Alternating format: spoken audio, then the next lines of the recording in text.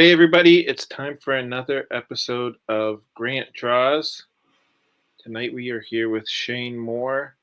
He Hello? has Hi. He has a Kickstarter out called My Name is Lady, and we will get to that shortly. Uh just wanted to mention first that we are sponsored by the Independent Creative Directory. Do you know what that is, Shane? I don't. I just saw that now in the credits. So my friend Joe Bachman started his own website, and he's trying to make it the Internet Movie Database, but for independent creators. Um, Yeah? and he's in the chat. You can message him on Facebook. I don't know what other social medias he's on, but I believe he's on most of the social medias, if that's even a word. But Comic directory. yeah, you can message Joe about getting on there if you're curious. Not just you, but people who are watching, people who are in the chat. If you want to, it's a neat little website. Like I said, it's kind of turning into the IMDb, but for not just comic book creators, but also novelists, uh, board game designers, role playing game designers, uh, directors. You have it. So we were just talking with Shane. I'm guessing most people are under snow at the moment. Let's see what people have to say in the chat. Dan says, good evening. Carl is saying that he's out of breath because he ran in. Trey said she rolls over on desk chair. Sarah is saying, good evening. I might listen more than comment because she wrecked her stomach. I'm sorry to hear that. I wonder what you did to your stomach. Donna's saying, hey, all again. Yeah, so Joe Bachman does his show before this. His show along with Don Dullis's. I don't know if that's how you pronounce your name, Don. You can either forgive me or correct me. But One so or a the lot other. of people. Sorry. One or the other. Yes. So a lot of people watch Joe's show and then come directly over here. Sarah's giving us a heart. Donna's saying, don't forget to like and share. Don is saying hello. And Dan is saying that Indie CD is only $40 for a lifetime subscription. And he is correct about that. Yeah, the Indie CD is a pretty cool thing. So I'm going to share my trailer now.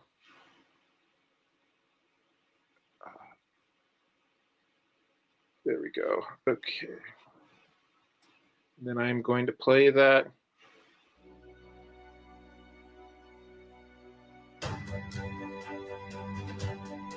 Finally, it's time for the follow-up to the hit modern fantasy comic book, Beowulf. Victor, the reincarnation of the legendary warrior Beowulf, is plagued by visions of his ancestor facing off against his most infamous rivals, Grendel and Grendel's mother. Victor, with his lovable sidekick and spirit guide Moony, the cat with magic powers, must reevaluate everything they've come to believe in this epic adventure. Were Grendel and Grendel's mother actually the monsters they were portrayed as in storybooks?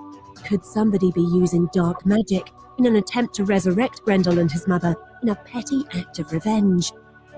For the answers to these mysteries, plus plenty of action, humor, and magic, check out Beowulf, Grendel's Curse. This is a 3-issue miniseries, with each issue being over 30 pages. Get it now for a limited time on Kickstarter.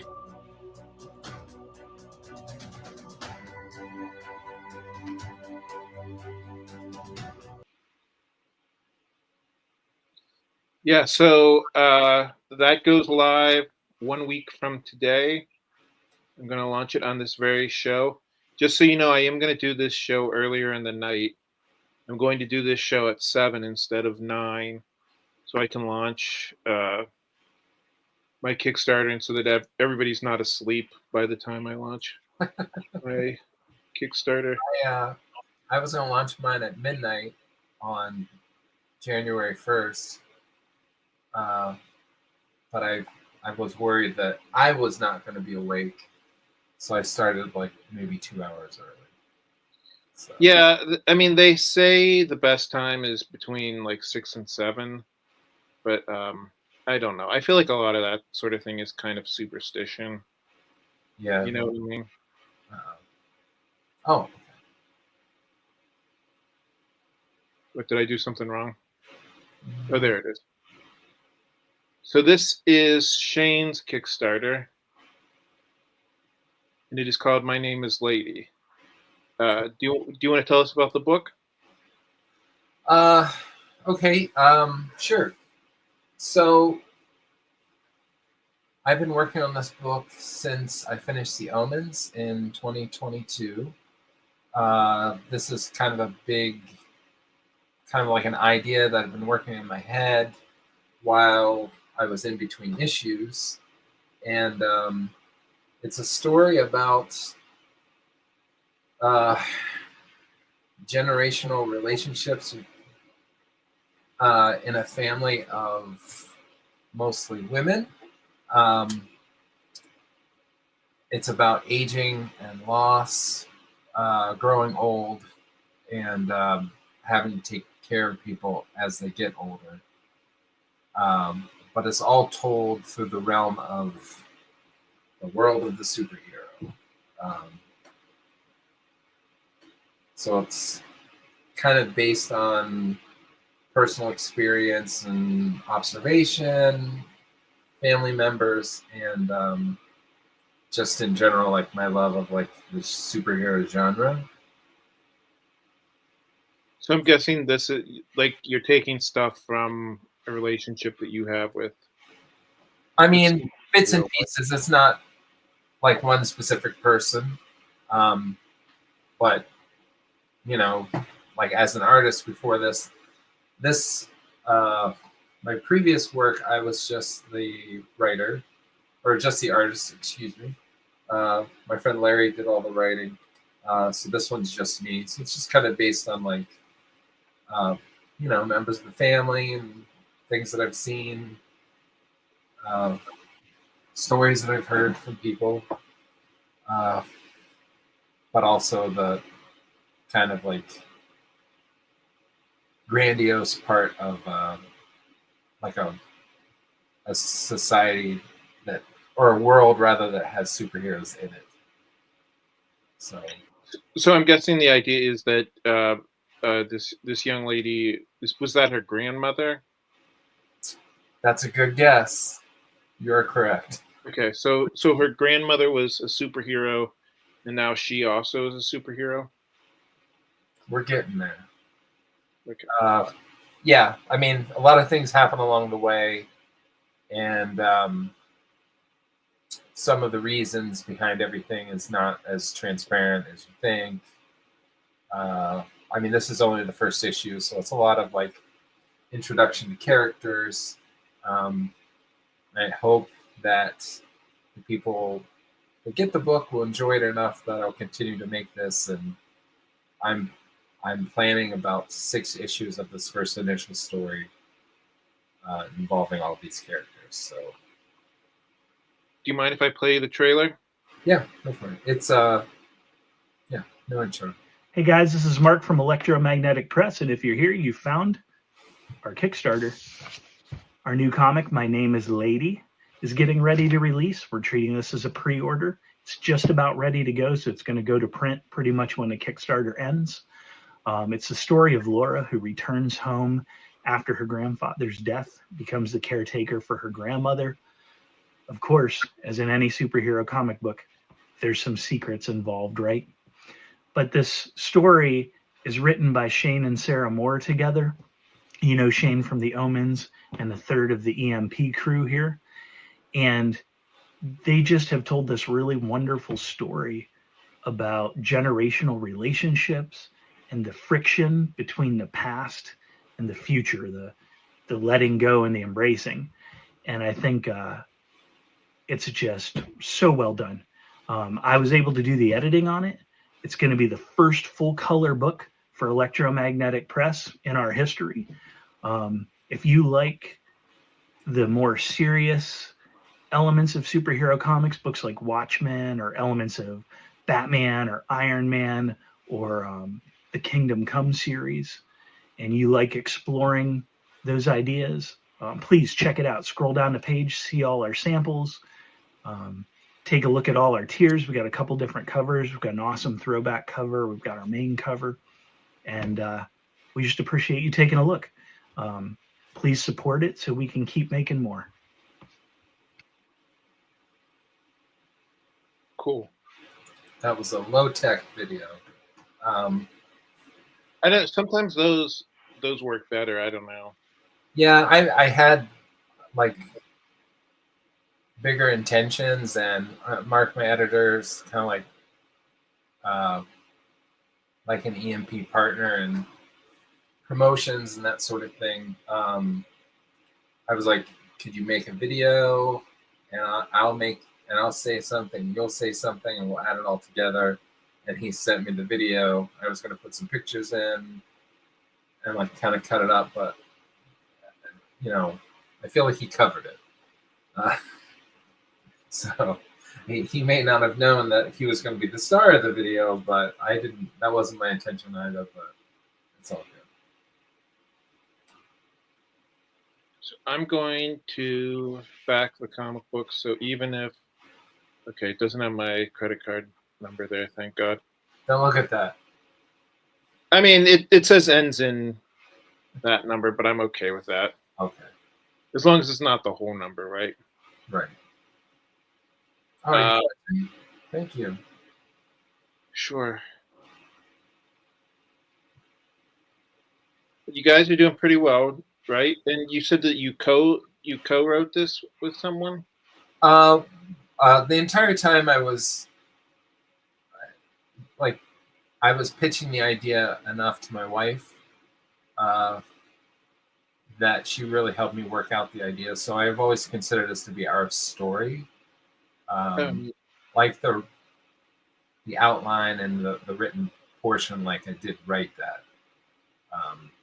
All the dialogue and things like that. But I mean, this is as much her story as it is mine. I just did the artwork and everything. Yeah, so Donna and Carl are both writers.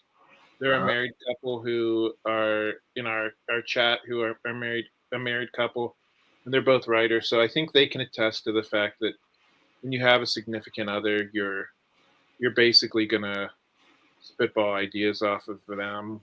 I don't know. Angie tries to not look at anything until it's printed and stuff, but she's definitely. Why is that? I don't know. I think she likes to wait until it's too late to make changes then, or yeah, that's the frustrating thing, right? No, I mean, my wife is a scientist, so like I kind of deferred to her the science portion of this, but at the same time, I was like, this is a world where people can fly and do magic and stuff, So, I mean, they also consultant. Huh? She's like a technical consultant. Correct. Yeah. Okay, I'm not a woman either, so I try to get the relationships to seem correct.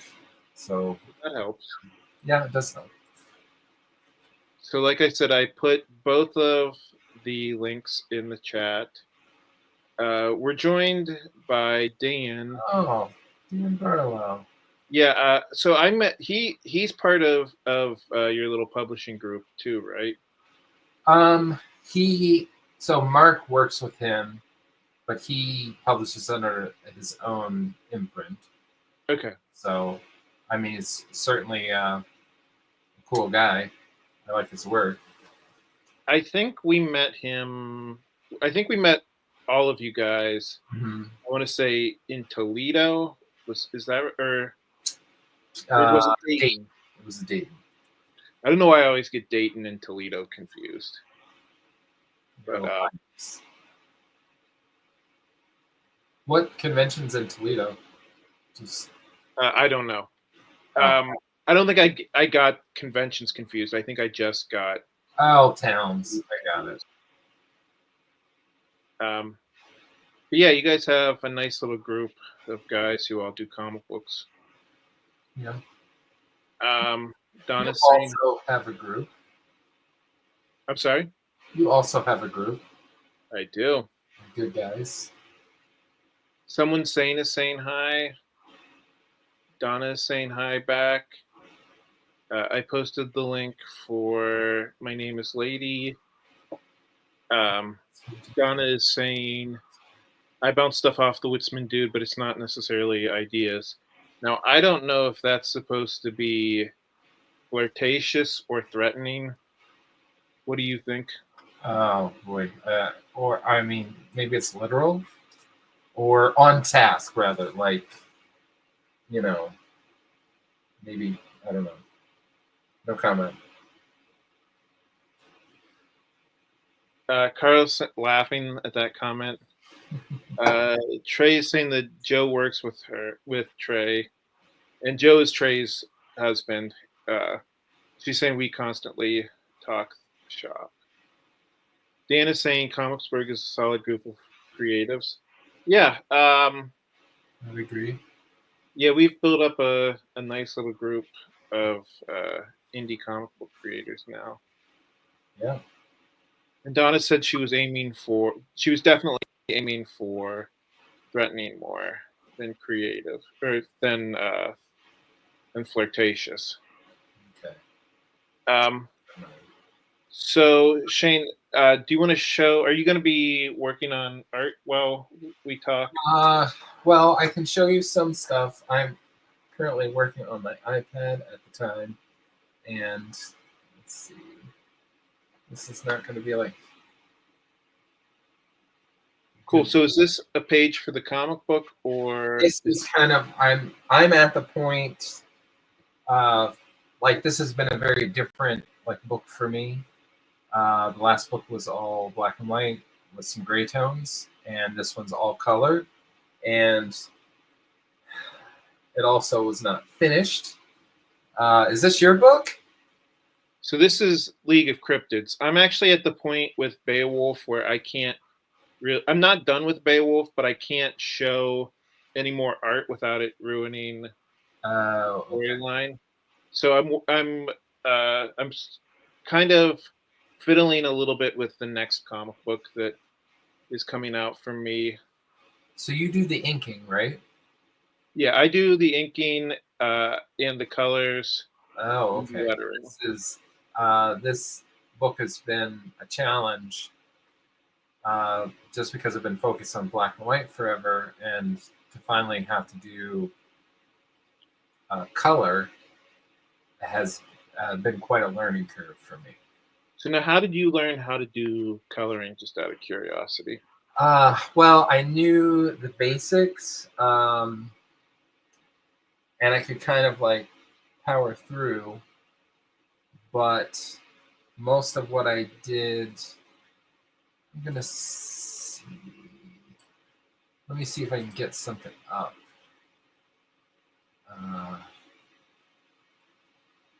Give me a minute or two.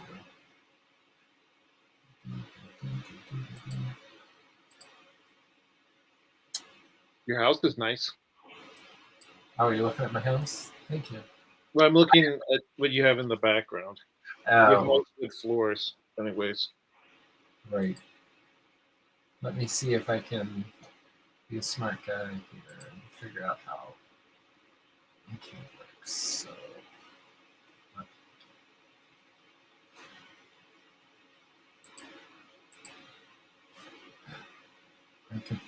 can you still see me? Mm-hmm. Okay, sorry about that. You're sorry that we can see you? No. I'm sorry that I mainly work on my iPad, so my computer is very. I have a very antiquated.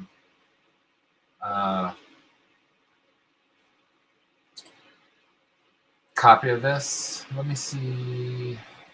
I hit present, right? Will that work? Yeah, you hit the present button at the bottom, and then you click on Photoshop or whatever program you're using to color it. And then I have to bring it up to the.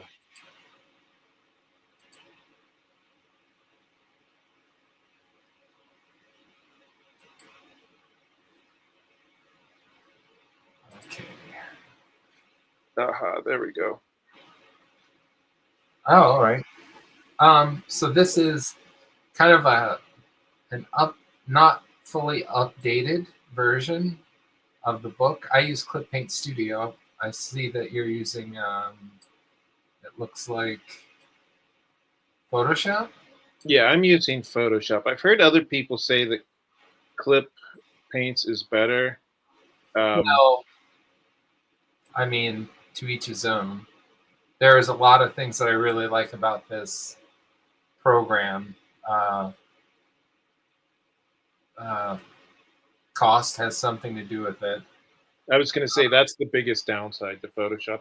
I mean, although, well, I mean, I don't. I mean, I'm still. I mean, I don't pay for the most recent version of these softwares because, in my opinion, it's not even highway robbery; it's highway rape. Oh boy.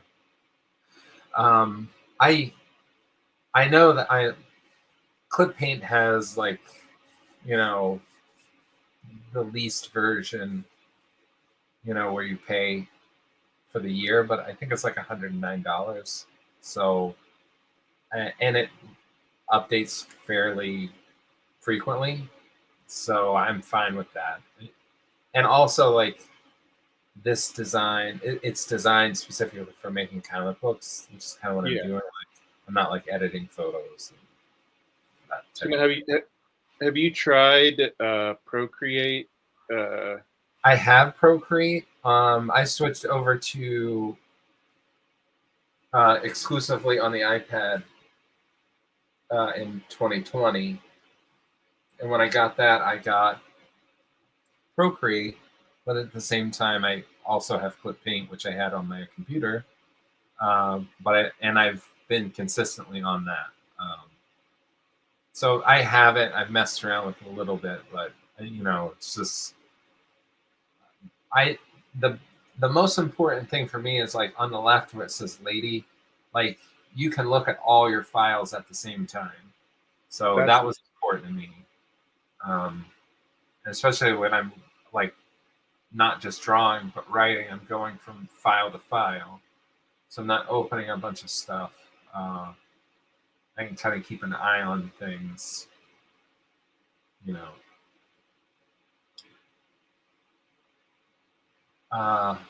So, like I said, this is old. This issue is going to be 32 pages. And most of this stuff is inked I uploaded or saved this version of it when I was halfway through here, but since then I have everything colored. And this is just like a very basic, what they call flats. But I've been spending almost since June, like rendering all the flats in a very basic sense, but. So now, do you want to explain maybe to people who don't have a ton of experience what flats means? Okay. So let's see. We'll do this in a couple. Let me see. So, I mean, this is just a basic black and white colored drawing, or black and white drawing, no colors. So if you imagine like every, say this woman's hand, this is her other hand, and this is her, like the skin on her face, that could all be one color. So you kind of like paint that in without any like highlights, lowlights, anything like that, to make it like a very basic version of what the color would look like. Let's open up another one where the flats are partially done. This was the very first thing that I did. Like you'll see here, this woman's face at the bottom, that's all flats, all flat color, where these three in the center, I rendered them so they have a little bit of like tonality, a little bit of value, a little bit of like light and darkness to it. I went for a very simple look. For what I'm trying to do, this is as good as it's gonna get. Like I consider my art to be very simplified anyway. So I wasn't doing like a digital painting or anything like that. Right. Just like a little bit of tone. And this is not a good example. I'm gonna get out of this. Now, if I can find this on my iPad, which you may not be able to. So this is that same group of files. Lighting is horrible. I'm trying to think that. Right. But everything is essentially done. I just finished all the colors on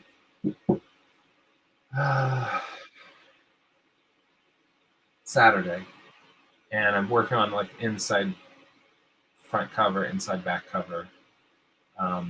So I'll be completely done, which was my deadline, completely done by the time the Kickstarter's over, and it'll go to Kickstarter. It'll go to the printer the same day that the Kickstarter closes, which was my deadline for myself. But you know, you never know until you actually get there. Right. So now, what was behind the decision to make the comic book in color versus black and white? Well, really, I just wanted to. I think when we first did our first book, that was back in 2010. We were doing things a little bit different. We did offset printing, so we got like 2,000 of one comic that I probably have 1,000 of in my basement still. And the idea of buying it in color was not like a financial option. Like now you can get a comic book printed in color. You could get like 5 comics and sell 5 comics. Like, so the technology is a little bit better. Also, it was like more of a challenge. Like I wanted, like if you're selling a black and white comic, there's nothing wrong with that. But like I'm constantly bombarded by people that say that, oh, this needs some color. Like one of our first conventions, the guy saw it and he was like really distraught that like it wasn't in color because he couldn't concentrate on black and white. So I mean, I wanted to seem like, an evolution. The very first comic I did was just black and white without gray tones, and then the second issue I printed was black and white with gray tones, and that's how I finished the graphic novel. But I did go back and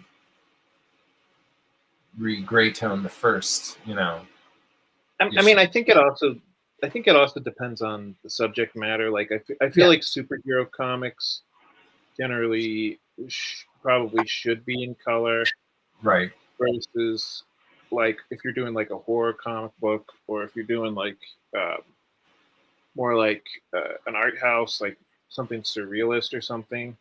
Sure. I don't know why my cursor is going crazy on my computer. It's weird. What were we saying? Yeah, I think it depends on the subject matter, right? Yeah, I think it's like a blend of like financial and aesthetic, and really, I mean, anybody can do any comic they want. Like, what does it matter? Well, and like you mentioned, I think doing the cost of color has come down a lot. Yeah.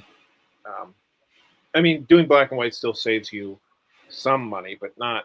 It's not like a huge price difference. Right. Yeah, and also like this being through Kickstarter, it's kind of a reflection of like the amount I sell. That's the amount of comics that I'll print. Hopefully, I'll have like half that amount. If I sell 50 comics and I get 100 comics printed, then I have 50 comics to send out. Like I'm hoping for more than that, but like an offset of printing costs is certainly beneficial in the long run, versus like I'm forking out a bunch of money and then going out and trying to convince people to buy it, rather than like you're pre-selling it. So right, exactly. I'm going to run through some of the comments again here Sure. quickly. Sarah is saying, I think with the blacks and grays and the coloring differences with the tattoo realm are pretty similar situations, being used to one then going to the other. Yeah, I think you might be. I think what she's trying to say is that there's some tattoo artists who do just black and white, and then there are others who do color. And she's saying wearing the best color in the nails too. I'm not sure if she's talking about you because you're dressed all in black. Yeah. I'm not sure. So Herwenberg is in the house. I did want to mention that both Shane and Dan complimented Comicsburg, so keep that in mind. So Herwenberg is another comic book creator. Obviously, he does the comic book Herwenberg, and that's published by the same publishing house as Beowulf, which is Comicsburg. To see what he has to say, he says, quickly caught up. So the generational superheroine saga, similar to Jupiter's Legacy, Noble Causes, etc. Interesting. Yeah. Is there action and conflict in issue 1? There's a little bit. Most of the action will be in flashbacks, and then as things kick up for the modern version of the superhero, that will ramp up as well. So this one is a lot of learning people's names. If I'm honest, there's a set of characters that we're going to learn a little bit about them, but it'll all blend together. Jupiter's Legacy and Noble's Causes, I like both of those. And I would love it if someone would refer to it as such, that pluralist, almost like in a superhero world with anything's possible. Yeah, so Herwenberg, if you're interested in the comic book, I posted the link above.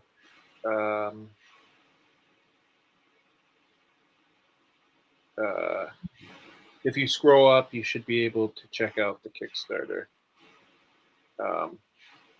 10 days left. And Donna is saying hi, and Herwenberg is saying hi back and saying that it's cold out. Sarah said she thinks you're doing great with the coloring. Well, thanks, Sarah. And Donna is saying nothing better to do. Ooh, enough. So Herwenberg is saying that he likes to watch YouTube videos and have a couple brews. I find surprising. I didn't know Herwenberg drank. I mean, I know you drink a little bit, but not very often. Sarah is saying, I didn't notice that you had black fingernails.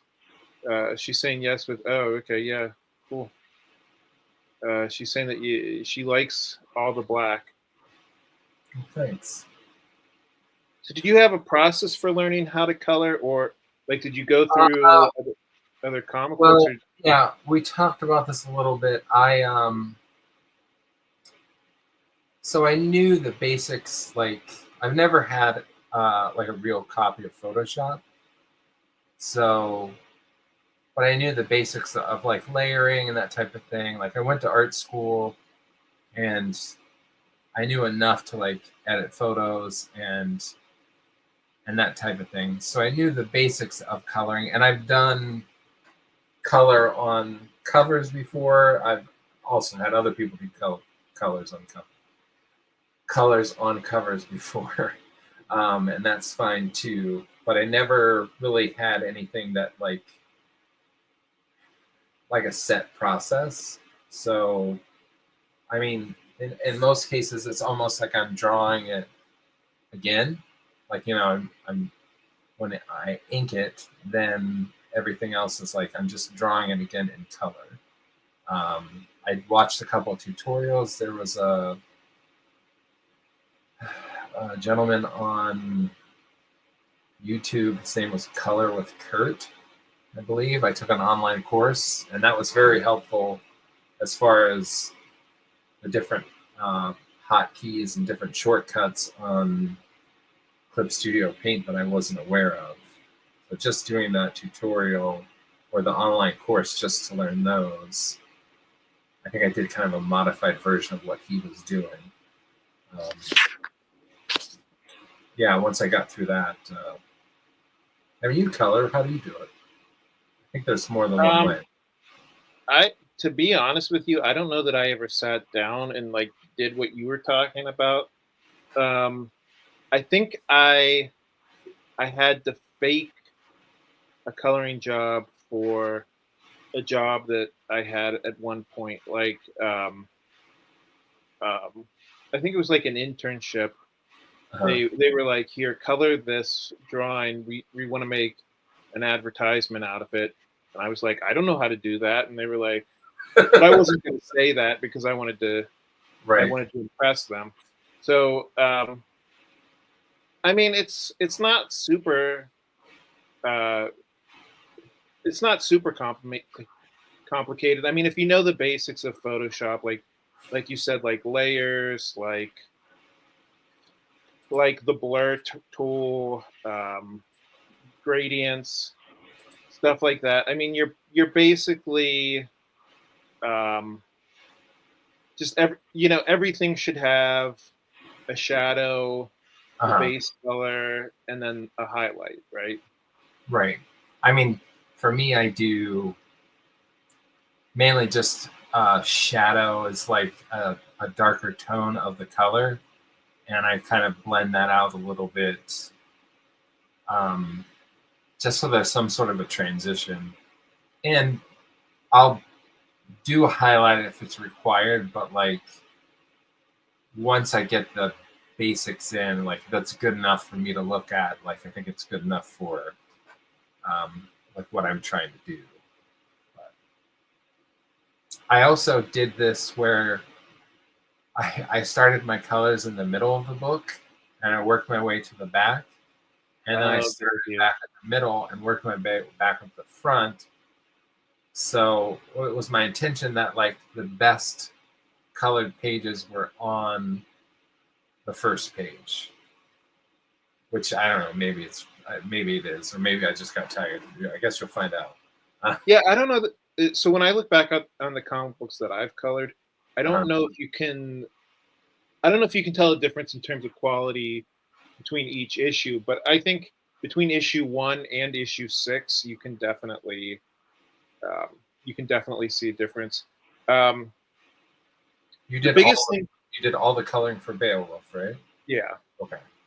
And you inked as well? Yeah. Okay. I think what's that? Like your inking. Do you feel like you got better? It's hard to say. I mean, I feel like inking is kind of, I don't know, this might be offensive to inkers, but like I feel like it's kind of just there. Like I don't feel like inking can really improve or ruin a drawing. I don't know. I know that that's offensive to inkers, but I mean, maybe to better inkers than us. But yeah.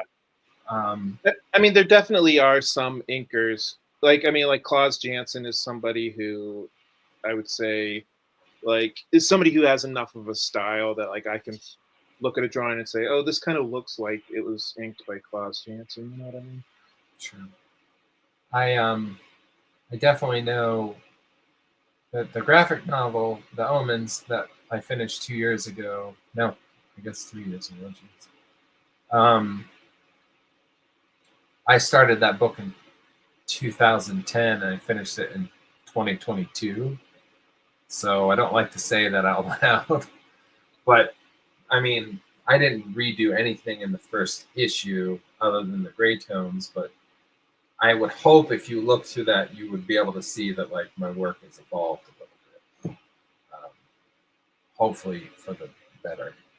So what I was going to say is what I notice between like issue 6 of Beowulf and issue 1 of Beowulf is that in issue 6, I'm more brave with committing to like really bright highlights and really dark shadows. Right. And I think that that's why my coloring got better, because on issue 1, I was always scared that I was going to ruin the page by going too bright or too dark. And I think that that's, I think you have to get over that fear at some point. Maybe, I don't know, maybe that was me learning, and maybe that was slightly me realizing like, I'm probably not going to ruin the page. Also to see it in print like 5 times previous, by the time you get to 6, you know what it's going to look like, hopefully. Like what's on your screen,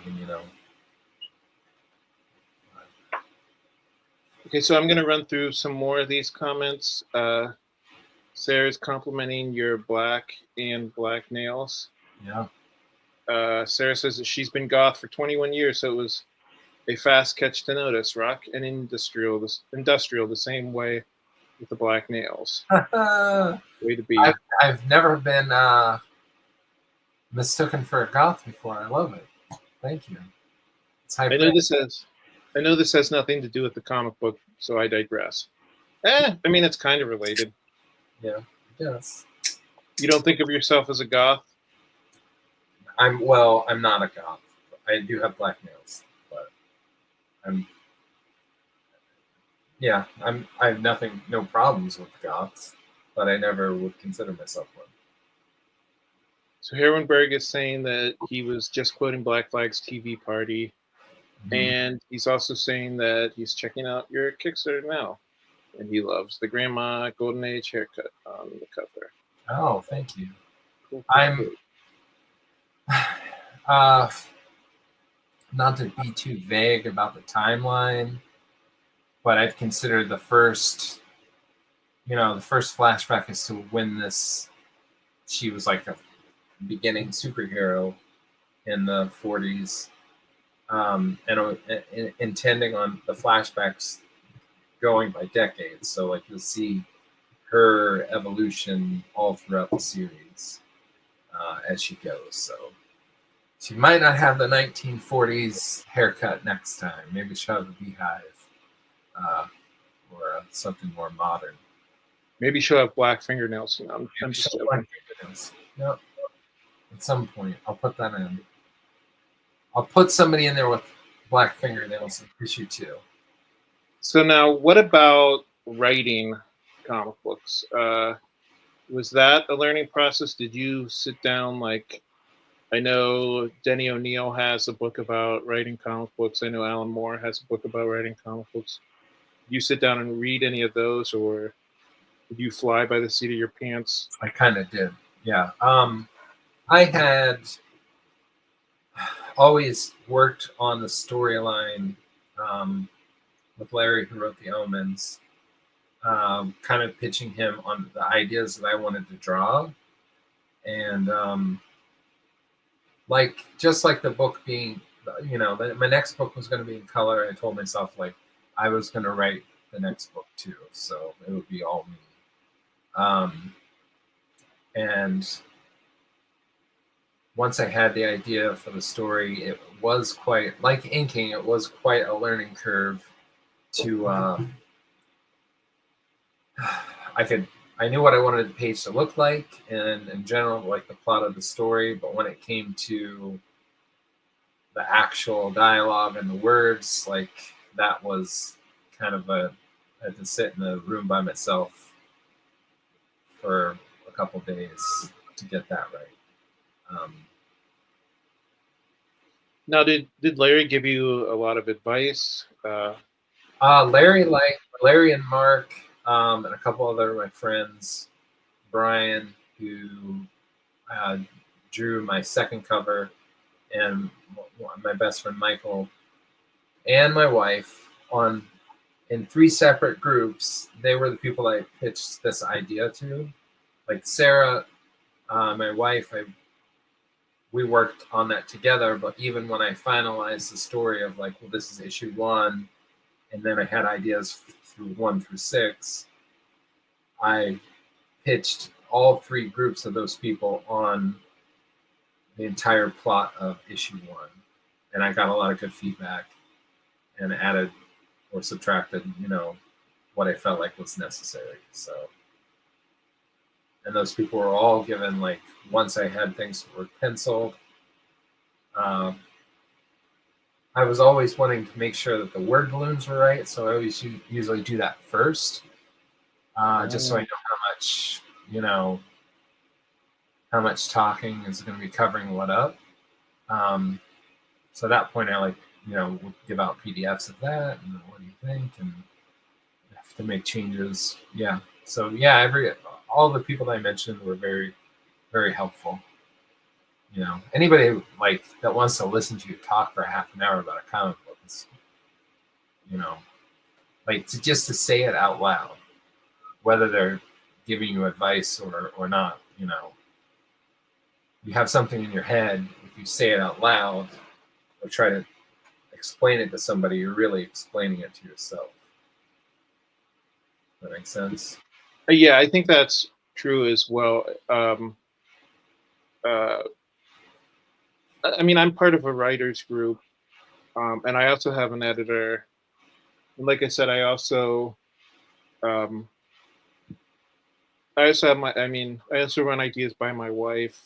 But yeah, sometimes you'll write something out and it's clear to you, but it's not necessarily clear to the people that you're explaining it to. And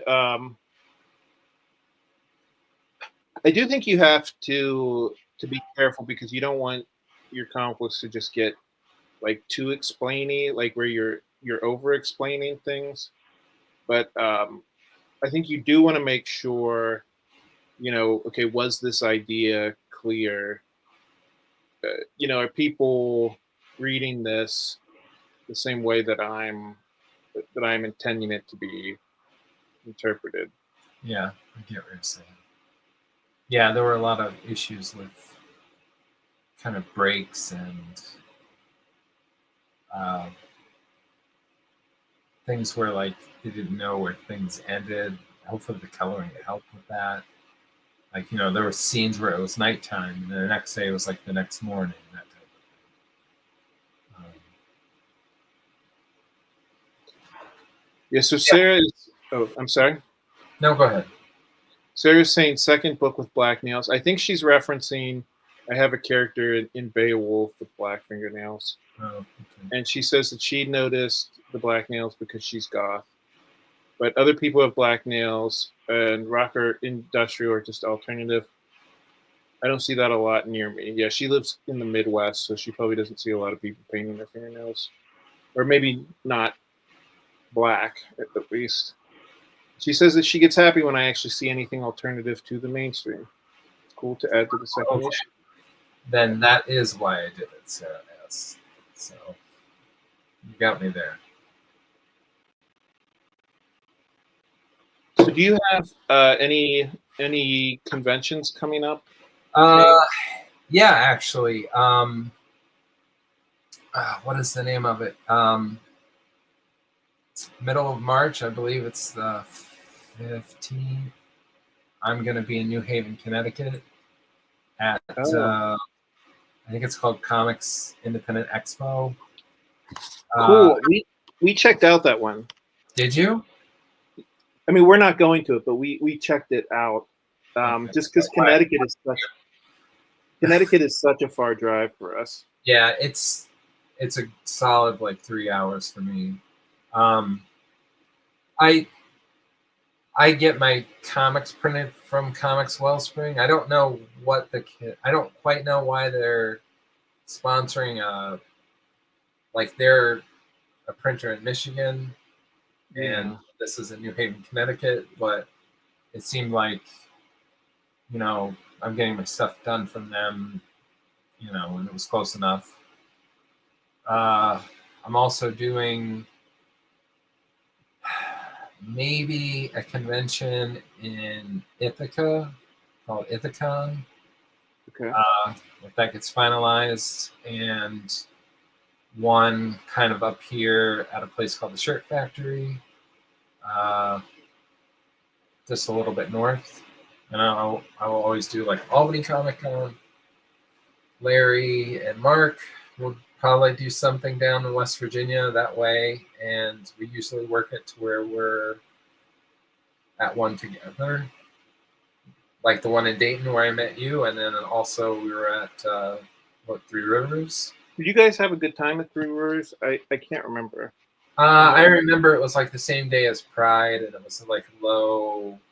I don't like to spend a lot of time second guessing why we're not selling comics, or or like having to watch attendance and keep track of the amount of people that are coming in. But there was some discussion about that. I have done other conventions in Pittsburgh, and like they've been okay as well. But I mean, I enjoyed myself. I had fun. I saw you guys and other people, and got to talk to my friends. And we sold some stuff. Do you like Three Rivers? That's my favorite convention. Yeah. But I mean, part of that is because it's a local one. But Right. I mean, that's not the only reason. I really like that convention. And we know we know John Engel, who runs that. And I believe you had told me that he ran the first Pittsburgh Comic Con before it got by Steel City. Is that correct? I don't know that I said that. That might be true. I'm not sure though, to be honest with you. I mean, Pittsburgh Comic Con, like going there as like a freshman in college, or I don't know, senior in high school, like that was like the coolest convention I'd ever been to. And it's still like Pittsburgh Comic Con in that era of the 90s. So it was like one of the best like true comic book conventions. Like one of the reasons I am probably doing this now. So if that is true, it would be great.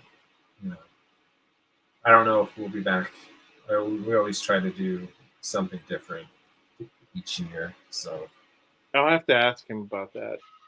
The reason why I was asking about what conventions you go to is I feel like we always go west or south, but we almost never go north. And I was curious if there are any good conventions. Have you ever been to Nickel City? No, I have. I've wanted to do something in Buffalo just because that's almost like, even though it's over and down, kind of like the halfway point or close to a halfway point between me and the guys in West Virginia. Also, myself and my family in West Virginia. So, I do have a tendency to like go through Buffalo.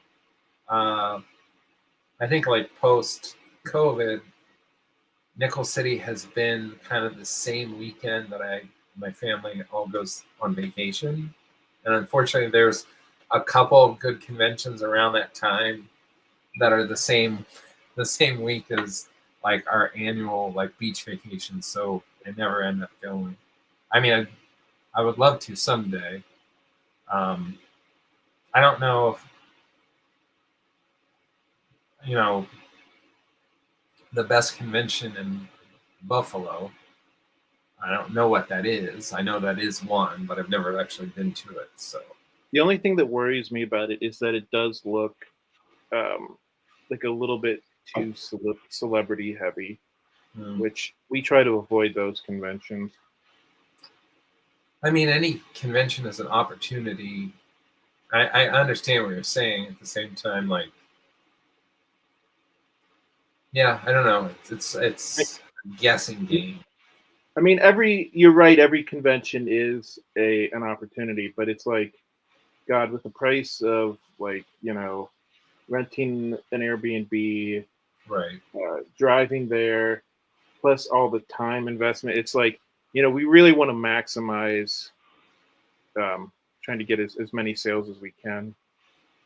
Yeah, I get it. So Carl is saying good night, and we're just about at an hour, so I think I'm going to call it a night. Okay. Now, again, I did